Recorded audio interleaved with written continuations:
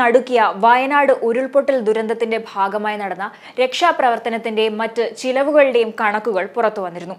ഈ കണക്കുകൾ പുറത്തുവിട്ടതിന് പിന്നാലെ നിരവധി പ്രതികരണങ്ങളാണ് പല ഭാഗത്തു നിന്നും വന്നിരുന്നത്.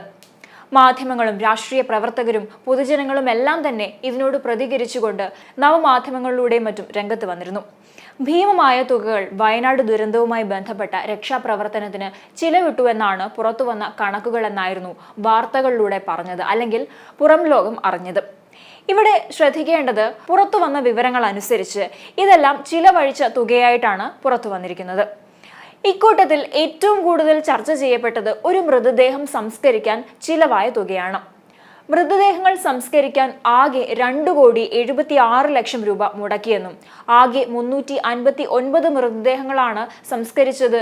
അങ്ങനെ കണക്ക് കൂട്ടുമ്പോൾ ഒരു മൃതദേഹം സംസ്കരിക്കാൻ 75,000 രൂപയാണ് ചെലവായതെന്നും കണക്കുകളിലൂടെ പറയുന്നു. സ്വാഭാവികമായും ഒരു മൃതദേഹം സംസ്കരിക്കാൻ എന്തിന് 75,000 രൂപയോളം ചിലവഴിക്കുന്നു എന്ന ചോദ്യം തീർച്ചയായും ഉയർന്നു വരുന്നതാണ്. അതുകൊണ്ട് തന്നെ ഇപ്പോൾ പുറത്തു വന്നിരിക്കുന്ന ഈ കണക്കുകൾ ഏറെ ചർച്ചകൾക്ക് കാരണമായിട്ടുമുണ്ട്. ഈ വാർത്ത പുറത്തു വരുമ്പോൾ ഉണ്ടാകുന്ന ചർച്ചകൾ തീർച്ചയായും പിണറായി വിജയന് നേരെയായിരിക്കും വിരൽ ചൂണ്ടുക. കാരണം ഇത്തരത്തിൽ ഒരു കണക്ക് പുറത്തു വരുമ്പോൾ സ്വാഭാവികമായും ഓരോരുത്തരും ചിന്തിക്കുക അത് ധൂർത്താണ് എന്നായിരിക്കും. വയനാട് ദുരിതാശ്വാസ ഫണ്ടിൽ നിന്നും പണം കൊള്ളയടിക്കുകയാണ് ഇതിലൂടെ ലക്ഷ്യം വെക്കുന്നതെന്നും സ്വാഭാവികമായിട്ടും പൊതുജനം ചിന്തിക്കുന്നതാണ്. എന്നാൽ എന്താണ് ഈ വാർത്തയുടെ സത്യാവസ്ഥ എന്നത് ഇതുവരെ കണ്ടെത്താനോ ചർച്ച ചെയ്യാനോ ആരും തന്നെ തയ്യാറായിട്ടില്ല. ഈ വാർത്തയുടെ വിശദ വിവരങ്ങൾ പരിശോധിച്ച് നോക്കുകയാണെങ്കിൽ അതിന്റെ അടിസ്ഥാനമെന്ന് പറയുന്നത് ഹൈക്കോടതി ഉത്തരവാണ്. ഹൈക്കോടതിയുടെ ആ ഉത്തരവ് പരിശോധിച്ച് നോക്കുകയാണെങ്കിൽ ആ ഉത്തരവിന്റെ 7-ാം പേജിൽ വയനാട് ദുരിതാശ്വാസ നിധിയുമായി ബന്ധപ്പെട്ട കണക്കുകൾ നൽകിയിരിക്കുന്നത് കാണാം. എന്നാൽ അതിൽ നൽകിയിരിക്കുന്നത് ചെലവഴിച്ച തുകയല്ല, നേരെ മറിച്ച് എസ്റ്റിമേറ്റ് തുകയാണ്, അതായത് കണക്കാക്കിയ തുകയാണ്.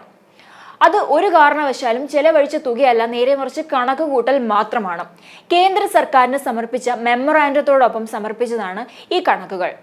അതിലെ ഇപ്പോഴത്തെ വിവാദ വിഷയമായ മൃതദേഹം സംസ്കരിക്കുന്നതുമായി ബന്ധപ്പെട്ട ആ കണക്കുകൾ നോക്കുകയാണെങ്കിൽ അതിൽ വ്യക്തമായി തന്നെ പറയുന്നുണ്ട് എസ്റ്റിമേറ്റ് തുകയാണെന്നത്.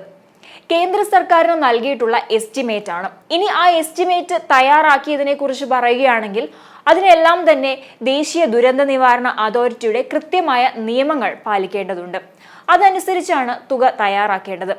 ദേശീയ ദുരന്ത നിവാരണ അതോറിറ്റിയുടെ നിയമങ്ങൾ പാലിച്ചുകൊണ്ടാണ് എത്ര രൂപ എസ്റ്റിമേറ്റ് ഇടണമെന്ന് തയ്യാറാക്കുന്നത്.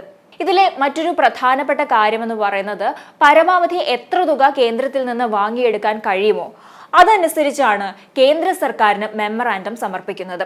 സംസ്ഥാന ദുരന്ത നിവാരണ അതോറിറ്റിയുടെ മാനദണ്ഡ പ്രകാരം തയ്യാറാക്കിയിരിക്കുന്ന കണക്കുകളാണ് തുക പെരുപ്പിച്ച് കാണിച്ചിരിക്കുകയാണെന്ന ആക്ഷേപമുയർന്നത്.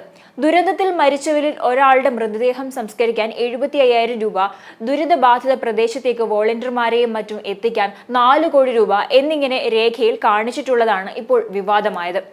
വയനാട് ദുരന്ത നിവാരണത്തിലും CPM സർക്കാർ തട്ടിപ്പ് കാണിച്ചുവെന്നാണ് സമൂഹ മാധ്യമങ്ങളിൽ ഉയരുന്ന വിമർശനം. അതേസമയം 90 ദിവസത്തേക്ക് തിരച്ചിൽ, ദുരിതാശ്വാസ പ്രവർത്തനങ്ങൾ, ക്യാമ്പുകൾ ഉൾപ്പെടെയുള്ള പ്രവർത്തനങ്ങൾ തുടരാൻ സാധ്യതയുണ്ടെങ്കിൽ എത്ര ചെലവ് വരും എന്ന എസ്റ്റിമേറ്റ് അടങ്ങിയ മെമ്മറാൻഡമാണിതെന്ന ഔദ്യോഗിക വിശദീകരണം തന്നെ പുറത്തു വന്നിട്ടുണ്ട്. വയനാട് ദുരന്തത്തിൽ കേരള സർക്കാർ സ്വീകരിച്ച നടപടികൾ, ഉണ്ടായ നഷ്ടങ്ങൾ, ചെലവാകുമെന്ന് കരുതുന്ന തുക ഉൾപ്പെടെ വിശദ വിവരങ്ങൾ അടങ്ങിയതാണ് മെമ്മറാൻഡം. ഇവിടെ കേന്ദ്രത്തിൽ നിന്ന് പരമാവധി തുക വാങ്ങിയെടുക്കുന്നതിനായാണ് ഇത്തരത്തിൽ ഒരു മെമ്മറാൻഡം തയ്യാറാക്കിയിരിക്കുന്നത്. കേന്ദ്ര ദുരന്ത നിവാരണ അതോറിറ്റിയുടെ കണക്ക് പ്രകാരം അപേക്ഷ നൽകിയാൽ ലഭിക്കാവുന്നത് തുച്ഛമായ തുകയാവും. അത് പ്രകാരം 219 കോടി രൂപയുടെ എസ്റ്റിമേറ്റ് മാത്രമേ കൊടുക്കാൻ കഴിയുകയുള്ളൂ. ആ കണക്കുകൾ കേന്ദ്രം പരിശോധിച്ച് അതിന്റെ അടിസ്ഥാനത്തിൽ പരമാവധി ലഭിക്കാവുന്നത് 40 മുതൽ 60% വരെയാണ്. എന്നാൽ കേരളത്തിന് ആവശ്യമായ തുക ലഭിക്കാൻ പോകുന്നില്ല എന്നതിനാലാണ് കേന്ദ്രത്തിന്റെ കണക്കും കേരളത്തിന്റെ കണക്കും ചേർത്ത് ഒരു തുക എസ്റ്റിമേറ്റ് നൽകിയിരിക്കുന്നത്.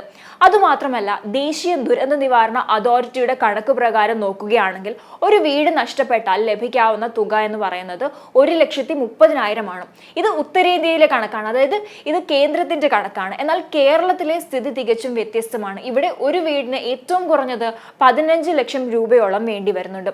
അങ്ങനെ നോക്കുകയാണെങ്കിൽ കേന്ദ്രത്തിന്റെ ഭാഗത്തു നിന്നും പരമാവധി തുക ലഭിക്കുക എന്ന സതുദ്ദേശത്തോടെ വന്നതോടെയാണ് ഇപ്പോൾ കേന്ദ്ര സർക്കാരിന് സമർപ്പിച്ച മെമ്മോറാൻഡത്തിൽ ഇത്തരത്തിൽ തുക എസ്റ്റിമേറ്റ് ഇട്ടിരിക്കുന്നത്. മാത്രമല്ല മറ്റൊരു കാര്യം എടുത്തു പറയേണ്ടതുണ്ട്, അത് ചിലവഴിച്ച തുകയല്ല, എസ്റ്റിമേറ്റ് തുകയാണ് എന്നതാണ്.